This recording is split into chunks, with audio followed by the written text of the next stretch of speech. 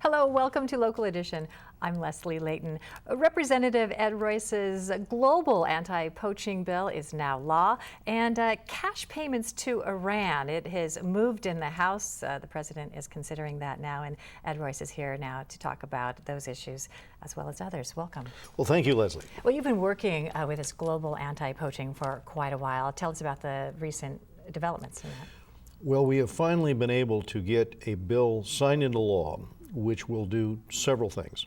One, it will put the capabilities of the United States in terms of being able to train the park rangers in Africa to go after those al-Shabaab terrorists who are taking out the forest elephants across Africa, to go after Boko Haram, which is another terrorist organization. What has happened is that these terrorist organizations have been cut off from other kinds of income. So they've now begun to trade in ivory, rhino horn and elephant ivory. And so we're doing a couple of things. We're closing down that market for export of ivory out of Africa. We're naming and shaming those countries that don't cooperate with us to do that. We are also, in terms of resources, having our special operations forces who are on the ground now in Africa fighting al-Shabaab or assisting in that, actually working with the park rangers there, the African park rangers, so we can use our satellite technology and other capabilities in order to stop what otherwise endangers these species. Are you confident you can depend on the local rangers to do the work that you're asking them to do?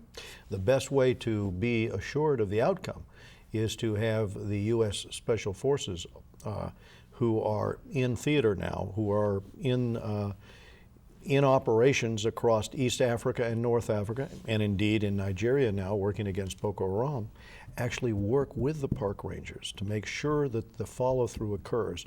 Now, many of these park rangers have been shot and killed by these various organizations, terrorist organizations, and it's not just the park rangers that are at risk.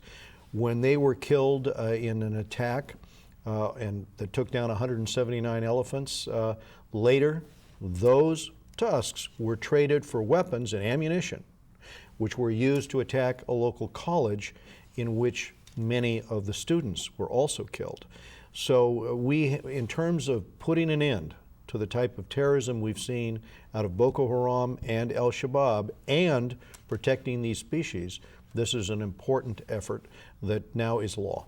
So you see this as a way of stopping cash payments essentially to these groups. That's in right. Africa. That's right. They can't now obtain what they need to buy additional weapons, ammunition, do recruitment, and all the rest. How does this affect Americans who might go there to game hunt? It would make Americans, frankly, safer.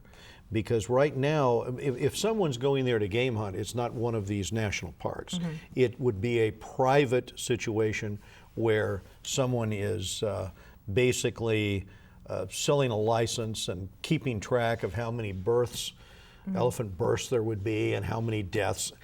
But that population tends to stay stable on those preserves. So this is really about the cash. It's not really about saving the animals or...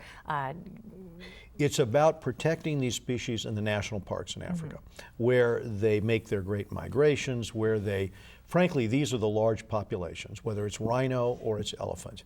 And otherwise, as we've watched the elephant population dwindle and the rhino population dwindle in the national parks, I had legislation some years ago that set up a national park system across Africa. Clay Shaw and I set up a system in which we cooperated, our park rangers with theirs, in order to set aside these vast tracts.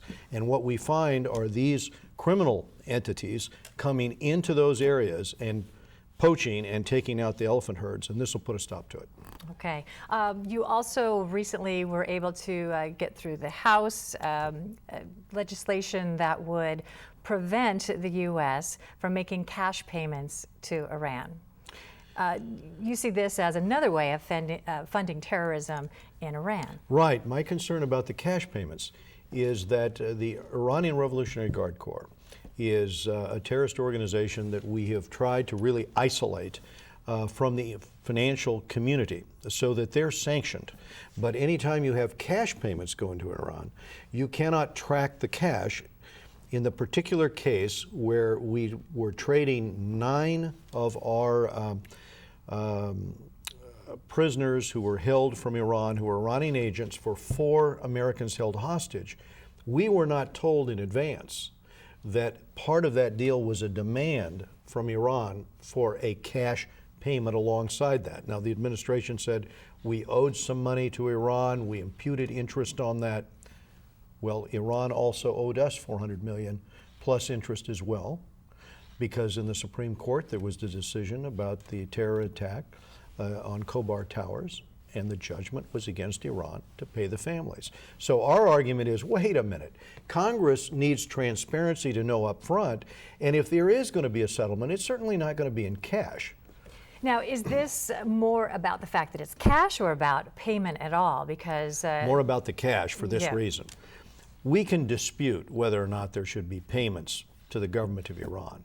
But if there is going to be a payment, the one thing you want to make certain of is that it's actually going through the banking system and being tracked. Our number one problem with the Iranian Revolutionary Guard Corps is that they are the number one state sponsor of terror. Well, Lou had said that it was going to be deposited into a third-party bank account. Any way to track where that cash actually went? The payment, the pallets that landed on the plane, Their they pallets just went in there. That went in at midnight. I talked to one of the hostages, and he said, "Well, when do we get released?" And they said, "Never, unless that pallet of cash come in." And those are untraceable bills. That's what they did. So, regardless of what we say after the fact, there was a warning by the Justice Department that said, don't do it. Don't do it this way, because more Americans will be held hostage in the future, and now 4 more Americans have been taken hostage. Okay, so the president plans to veto? He may, but I may get enough support. We'll see. 2/3?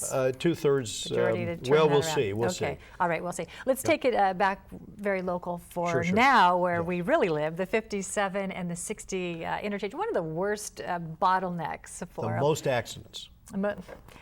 So what's being done there to improve life for us here? Well, there we have legislation that we've passed, both the transportation bill, but also provisions that will set up a long-term solution to this by adding additional lanes, because 2 freeways, as you know, go into 1, later to become 2 again. As the trucks transfer over, that's why you get trucking thoroughfare. You get an accident a day. Right. And then that further backs up traffic. So if we get, the engineers have now devised a system to add these additional lanes to come up and over and allow these trucks and cars to transfer without having to do it right there in the conjunction of the 5760. This solves the safety problem. It also solves the congestion problem. There's a major pollution problem we're dealing with as a result of everybody lining up, you know, from 2 in the afternoon on, and it gets people home to their families faster. Yeah, it doesn't seem like that intersection was ever intended to carry the load of traffic that it has. And it was badly designed, according to some of the engineers I've talked to. So we do have to credit Caltrans here too, but I helped get a Tiger grant to move this through in terms of the first phase, and now we've also gotten a provision into law that has to do with a primary freight network. Language about this, although it's a state highway, it carries 40% of the traffic, obviously, that's coming out of Long Beach and out of LA, and so that's important. All right. Okay. Representative Ed Royce, thank you for being here. Well, thank you very much. Good to be with you. Thank you.